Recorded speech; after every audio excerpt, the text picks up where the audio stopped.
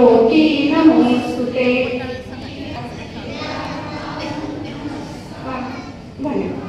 जिने संतती मानिले स्वप्रजेला, जिने सौख्य सोयी दिल्या भारताला, जरी दुःखिता दुःखी देई तुझ्याला, नमस्कार माझा अहिल्या देवीला।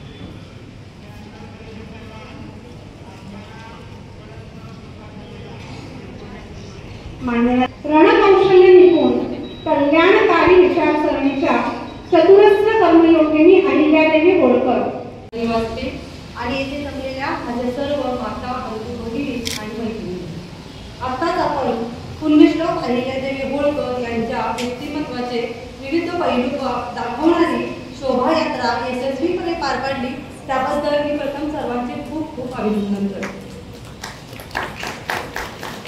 शिवछत्रपतींच्या ऐतिहासिक पार्श्वभूमी लाभलेल्या साताऱ्यामध्ये राष्ट्रसंवर्धन संस्था सातारा विविध सामाजिक उपक्रम राबवत असते। त्यामध्ये आजचा आयोजित कार्यक्रम जागर अहिल्ये, ज्या मनगटात बळ बुद्धी आणि चातुर्य आले तोच स्वकर्तृत्वावर लोकाभिमुख राज्य बनू शकतो असा संदेश देणाऱ्या व ज्यांच्या कृतिशील कार्याचा उल्लेख भारताच्या इतिहासात सोनेरी अक्षराने केला जातो अशा लोकमाता अहिल्यादेवी होळकर। अशा दानशूर, कर्तृत्ववान, कार्यक्षम, कुशाग्र, धैर्यवान, सुशासक, उदार, लोककल्याणकारी लोकमाता अहिल्यादेवी होळकरांच्या एकातरी गुणांचा आपण अंगीकार करू शकलो तर तीच खरी आदरांजली राहील। धन्यवाद।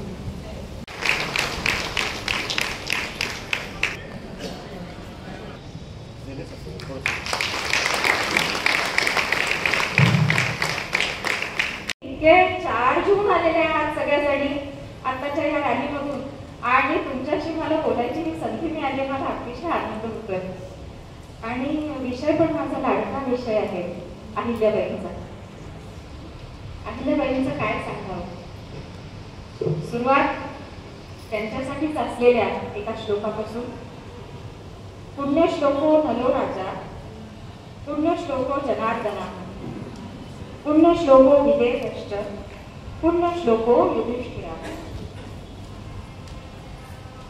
मागे होऊन गेलेले राजे, जसा नलराजा आहे, त्यानंतर विदेहाचा राजा म्हणजे जनक राजा आहे, आणि युधिष्ठिरासारखा धर्मराजा आहे। ह्या सगळ्या राजांचं नित्य नुसतं स्मरण करण्यानं सुद्धा पुण्य मिळतं, म्हणून ते पुण्यश्लोक। आणि यांचं नित्य स्मरण करायचं म्हणजे काय आहे, तर त्यांचं नाव आठवलं की त्याच्याबरोबर त्यांचे सगळे गुण पण आठवतात। आणि जेव्हा आपण सद्गुणांचं स्मरण करतो तेव्हा आपोआपच आपल्या मनावर ते एक संस्कार होतात कुठेतरी की आपल्याला सुद्धा हे गुण आपल्या आचरणात आणायचे, आणि तेच जेव्हा आपण आचरणात आणतो तेव्हा पुण्य मिळतं। तर हे सगळे असे पुण्यश्लोक राजे होऊन गेलेले आहेत, आणि ह्या पुण्यश्लोक राजांच्या मालेमध्ये जे नवीन नाव जोडलं गेलंय ते नाव म्हणजे अहिल्याबाई होळकर। पुण्यश्लोका अहिल्याबाई होळकर की त्या सुद्धा अशा प्रातस्मरणीय झालेल्या आहेत की त्यांचं नाव घेतलं तरी आपल्याला पुण्य मिळणार।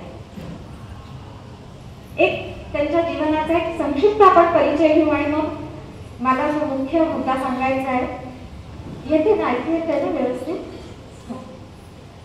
तर जो मुख्य मुद्दा मला सांगायचा आहे तिकडे आपण येऊया। तर अहिल्याबाई होळकरांची 300वी जयंती आहे। त्यांचा जन्म 300 वर्षापूर्वी झालेला आहे 1725 मध्ये। 1725 मध्ये चौंडी नावाच्या लहानशा गावामध्ये अहिल्यानगर, आता जे अहिल्यानगर जिल्हा आहे तिथे असलेलं हे गाव, तिथे त्यांचा जन्म झालाय। आणि त्यांच्यावरती लहानपणापासूनच धार्मिक संस्कार झाले। त्यांच्या आईनं सुशीलाबाईंनी त्यांच्यावरती धार्मिक संस्कार केलेले आहेत. शिवभक्त अशी ही अहिल्या आहे. रोज ती शिवालयात जाऊन शंकराची आरती करते.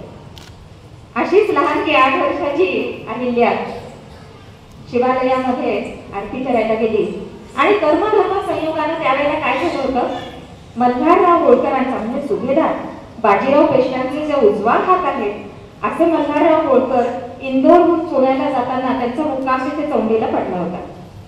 संध्याकाळची वेळ होती, सूर्यास्त झाला होता आणि अशा वेळेला त्या मंदिरामध्ये ही दहांची बालिका आरती करायला आली.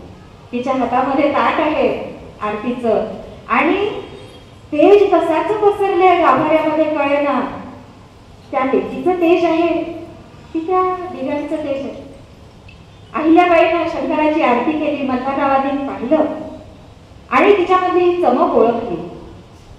काय रत्नपारखी माणूस असेल, काय जबाबदारी असेल. त्यांनी त्या क्षणाला जी जबाबदारी स्वतःची ओळखली आहे, त्यांनी ठरवलं की हिला आपली सून करून घ्यायची.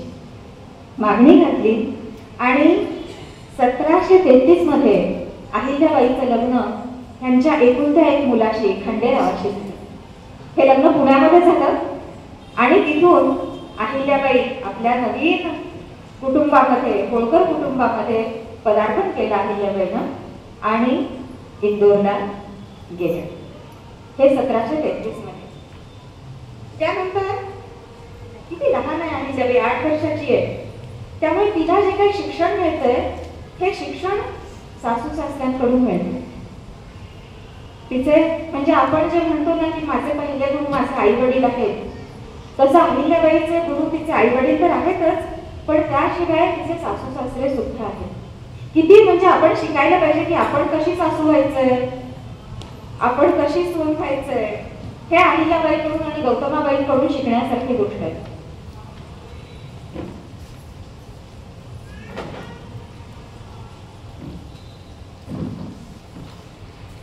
शिकायची गोष्ट आहे की सासू सासऱ्यांचं आज्ञापालन करते अहिल्याबाई, त्यांच्याकडून सगळं शिकतेय.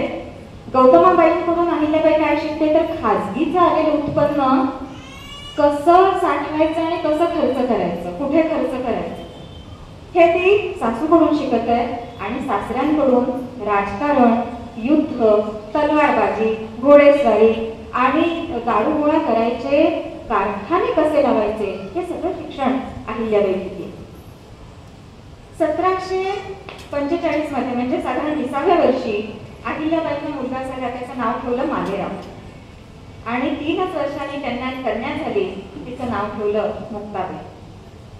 पुढे लवकरच 1754 मध्ये खंडेरावांचा एका लढाईमध्ये मृत्यू झाला. त्या काळातल्या आणि त्या कुटुंबातल्या पद्धतीप्रमाणे अहिल्याबाईंनी सती जाण्याचा निर्णय घेतला आणि त्यावेळेला त्यांना थांबवलं असेल कोणी तर ते त्यांच्या सासऱ्यांनी मल्हाररावांनी म्हटलंय की मुली माझा मुलगा गेला असं मी समजतच नाही, माझी सून गेली असं समज, तूच माझा मुलगा आहे, तू आता सती जाऊन ह्या म्हाताऱ्याच्या जीवनात उठाळा करू नको. अहिल्याबाईंनी त्यांची आज्ञा अंमलात आणली आणि त्यांनी सती जाण्याचा त्यांचा बेत रद्द केला. सती जाण्याचा बेत रद्द करून त्यांनी काय केलं तर आपलं कर्तव्य त्यांनी निभावायचं ठरवलं. त्यांचं कर्तव्य काय होतं आता तर राज्य सांभाळणं हे त्यांचं कर्तव्य होतं आणि तो वसा त्यांनी घेतला. सतीचा वसा तो हाय. आणि त्याच्यानंतर आधीच अहिल्याबाई सगळा कारभार बघायच्या, कारण खंडेराव काय किंवा मल्हारराव काय नेहमीच बाहेर असायचे, कुठल्या युद्धासाठी कुठल्या मोहिमेसाठी ते बाहेर असायचे आणि अहिल्याबाई सगळं दफ्तर सांभाळायच्या. अहिल्याबाईंनी ते सुरूच ठेवलं. अहिल्याबाई ते काम करत होत्या. पुढे 1766 मध्ये मल्हाररावांचा मृत्यू झाला. त्यानंतर त्यांनी आपल्या मुलाला म्हणजे मालेरावांना गादीवर बसवलं. मालेराव सुभेदार झाले, पण त्यांनी जेमतेम 1 वर्ष काय ते राज्य केले असेल आणि त्यानंतर मालेरावांचा पण दुर्दैवानं मृत्यू झाला आणि त्यांना संतानही नव्हतं.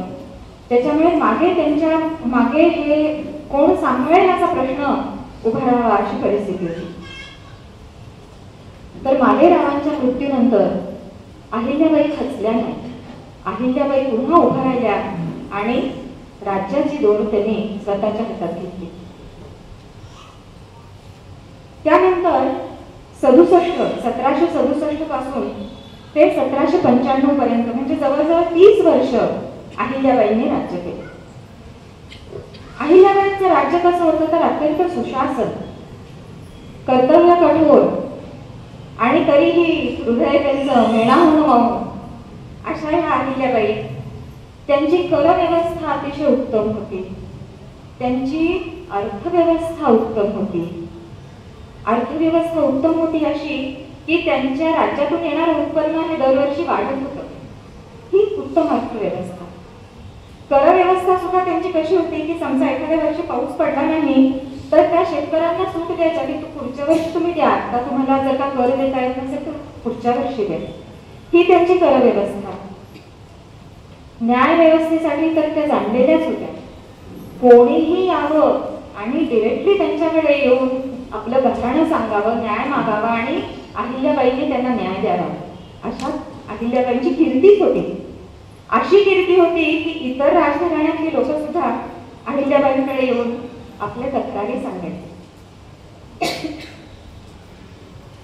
अहिल्याबाईंचं सैन्य प्रशिक्षण सुद्धा उत्तम होतं आणि त्या स्वतः सुद्धा गरज पडेल तेव्हा रणांगणामध्ये लढायला उतरलेल्या आहेत. हातामध्ये तलवार घेऊन घोड्यावर बसून त्या लढायला उतरलेल्या आहेत. तर असं सर्वांगीण राजा कसा असावा ह्याचं एक उत्तम उदाहरण म्हणजे अहिल्याबाई होळकर.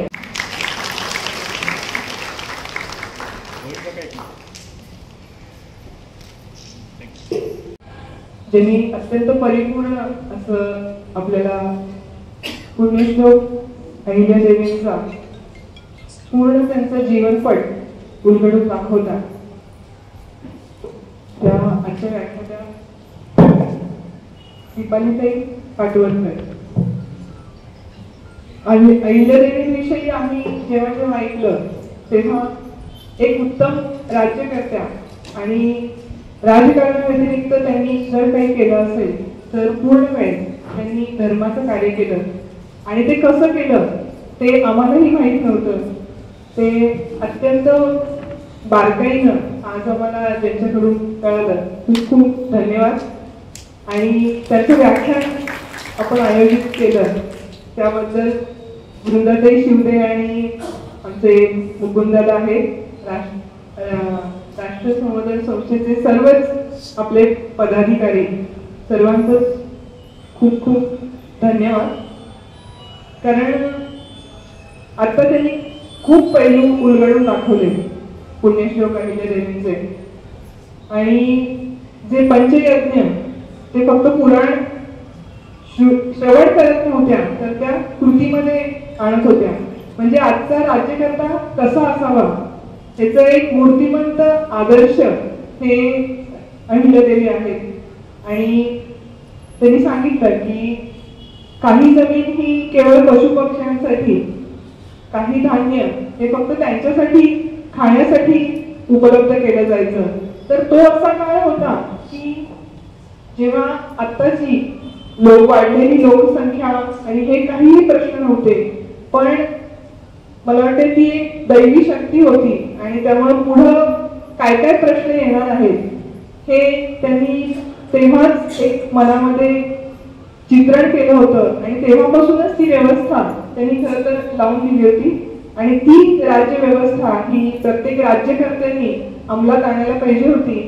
पण ते तसं काही गोष्टींमुळे झालं नाही. पण मला वाटते आजच्या राज्यकर्त्यांनी हे पूर्ण त्यांचं चरित्र अभ्यास करावं आणि ते आचरणात आणावं असं मला वाटतं. हे वर्ष हे पुण्यश्लोक अहिल्यादेवींचं 300वी जयंती साजरी करतोय.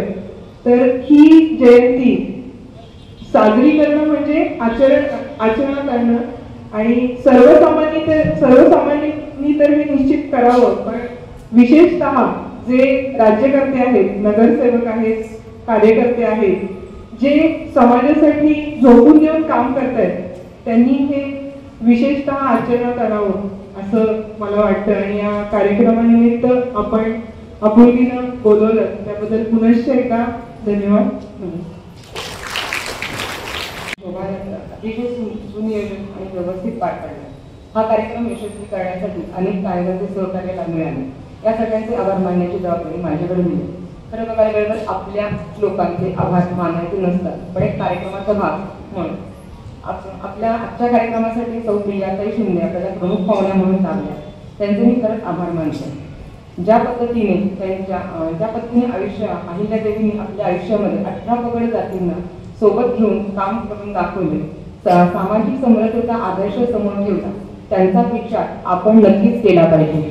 एक महिला म्हणून आयुष्यात येणाऱ्या समस्यांना खंबीरपणे उत्तर देऊन उभं राहण्याची प्रेरणा अहिल्यादेवी आपल्याला देतात. आज आपल्याला प्रमुख वक्त्या म्हणून दीपालीताई पाटवतकर यांनी अहिल्यादेवी यांचे कार्य तसेच त्यांच्या व्यक्तिमत्वाचे अनेक पैलू आपल्यासमोर मांडले. अहिल्यादेवी यांची जीवनपथाची मांडणी करणे अशक्य, तरीही ताईंनी त्यांच्या अमोघ वाणीतून आपल्यासमोर ते मांडले, त्यासाठी त्यांचे मनपूर्वक आभार. संपूर्ण कार्यक्रम यशस्वी करण्यासाठी मदत करणारे सर्व कार्यकर्ते यांचे खूप आभार. तसेच सगळ्यात महत्त्वाचं म्हणजे एवढं सगळं नियोजन करून व्यवस्था करून जर तुमच्यासारख्या तेजस्वी महिला दुपारच्या 3च्या उन्हात चमकत शोभायात्रेत जर आल्या नसत्या तर त्या शोभायात्रेला खरंच काही अर्थ नव्हता. असे तुमच्या सर्व महिलांचे मनापासून आभार. आभार मानताना नकळत नजरचुकीनं कोणाचं जर नाव राहिलं असेल तर त्या सगळ्यांचे आभार मानून मी थांबते. धन्यवाद.